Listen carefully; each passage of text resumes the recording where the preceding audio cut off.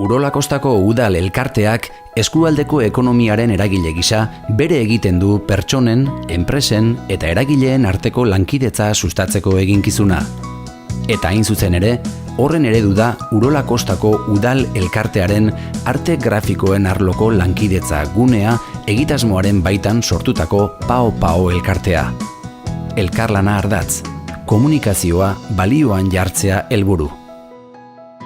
PAO arte grafikoen eta komunikazioaren alorreko 8 enpresatan lanean diharduten 10 profesionalek osatu dute.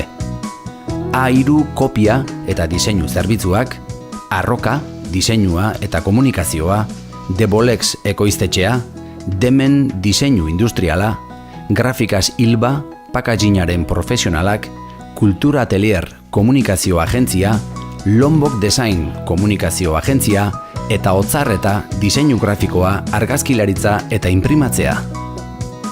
Ederki jakin dute beren lehiakide izaera alde batera utzi eta elkarlanerako tartea aurkitzen. Komunikazioak duen garrantzia azpimarratuz, gizartearen garapenean lagunduz. Baiaran, Urola Kostako udal elkartearekin lankidetzan. Ilusioz gainezka hasi dira, lanean, taldean, eskualdean dagoen komunikazio gabezia hobetzeko tresna bat sortu dute. Autodiagnostiko test xume, zuzen eta funtzionala. Termometroa eta sendabidea. PAO salmentantak, negozioen hazkuntzarako tantak.